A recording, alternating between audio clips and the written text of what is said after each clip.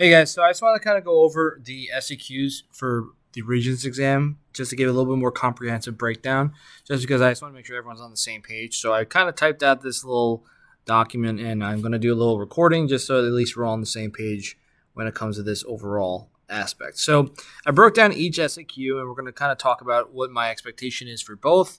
So remember, SEQ 1 we talked about in class. It basically is discussing, it's really in two parts. They give you two documents that you have to look at, which our task is pretty simple. First one is describe the historical context surrounding the documents. Now, I just want to make sure it's evidence. We don't want to discuss the documents. Maybe I might have confused this with some people. What I want you to do is think of it just like our historical context that we do for AP. Think about Star Wars. All the major important features or evidence outside the documents to help us understand the context that's happening. So you should be trying to hit around 5 to 7 sentences in duration. Okay, you should be thinking about the idea of before, during, and after. So think about, all right, 2 sentences for the before. Okay, 2 sentences for the during, and either give 1 to 2 sentences of the after or like the aftermath, right? And that's kind of the idea. It's almost like think about the Star Wars and how we kind of discussed the historical context back in the AP exams. So don't even mention the documents. Don't even talk about it. Anything you say with documents won't count because it's all about historical context of the background leading into them, okay? Just to make sure that's clear. So just talk a lot about Star Wars before, during, and after. Use this time frame, use this frame of reference when it comes to what you should be thinking about. My idea would be just to always try to hit around that 5 to 7. I always said 4 to 6 for AP intros, but make it 5 to 7 for this one. Make one more sentence as the minimum before, during, and after. Even if you said, "Oh, I'm not going to do after. I'm going to prioritize the before and during," that's perfectly fine, right? You don't need to do the after, but just make sure everything is no documents. Okay, it's all outside evidence for this. And remember, anything you use outside evidence for your first paragraph cannot be used again for your second paragraph. Okay, does that make sense? Hopefully that kind of addresses some issues. For paragraph 2, remember, you have to identify and explain the relationship that is found between both documents presented. So that means you need to pick cause and effect, similarity or difference, or turning point. And we discussed that this is basically very similar to what we had to do for AP. And the idea is you need to identify the relationship. That's how you should start your paragraph. So identify it. There is a cause and effect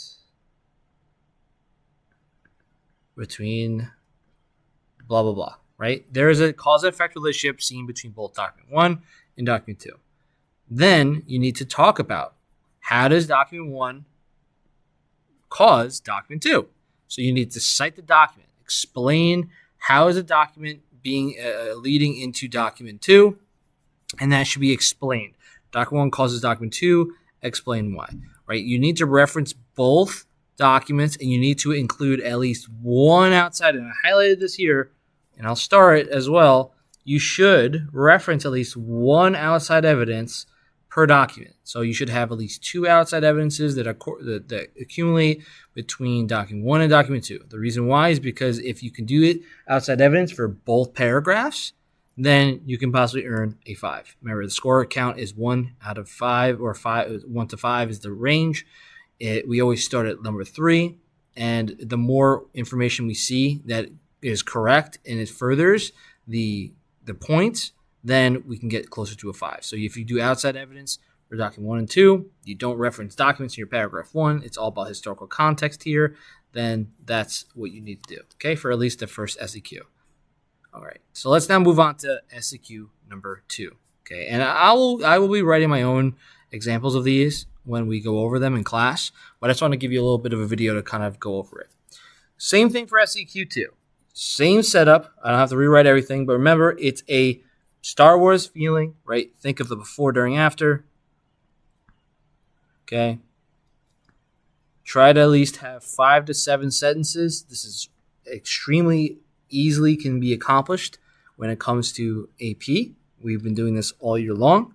So think about that relationship before, during, after. Worst case scenario, if you are stumped, you are unsure, think about the who, what, when, right? How. Like, that is like the simplest of context.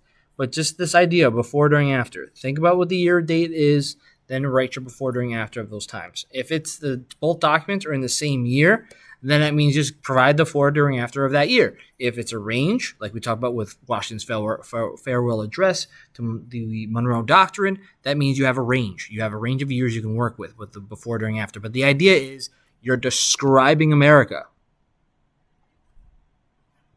You are not describing the documents. Okay, I want to just reemphasize it. You're describing America during this time of the documents, okay?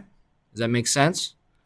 Then we look at paragraph 2. And remember, paragraph 2, we are going to be prioritizing the sourcing. And I think most often what I will say is that you should not do bias or point of view. They are more difficult to obtain the point for the Regents exam. I know that on the APs, we're super used to point of view. We're super used, I know we don't have it here, but the historical situation, but purpose and audience is super easier to obtain for the Regents exam. The reason why is because in New York State, it's a lot more open for you getting the points by doing this.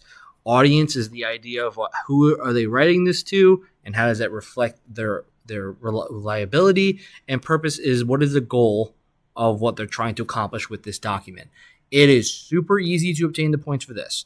So the idea is that when you're picking whichever documents you have, for in this case it was document 1, you need to, and we use the example for our assessment would be the Boston Massacre. You want to use, all right, well, what's the purpose of this? What is Paul Revere trying to accomplish with this cartoon or this painting? And explain how does that impact it? The purpose is this.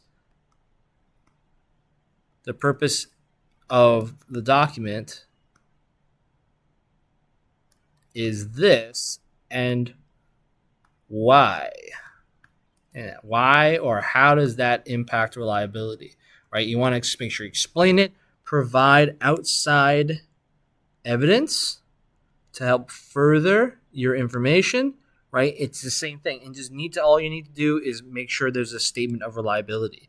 This is reliable or not reliable because what? And that's all you need to do for that. For SEQ 1 and 2, it's not complicated. You just need to follow the directions, okay? For part 1, the historical context, describe America. During the before, during, and after. Think of Star Wars. The same stuff we've been doing. Don't mention the documents. You don't need to reference the documents. It's the same stuff that we did for AP. Just describe America during that time. Paragraph 2, just follow what we mentioned already. Discuss the cause-effect relationship. It doesn't need to be an amazing essay that's being written. Okay? So I want to make sure I put this video out for you so at least you have something that you can use as a reference when writing your SEQs. We will be going over this on Wednesday, and we will continue with this. All right. See you guys.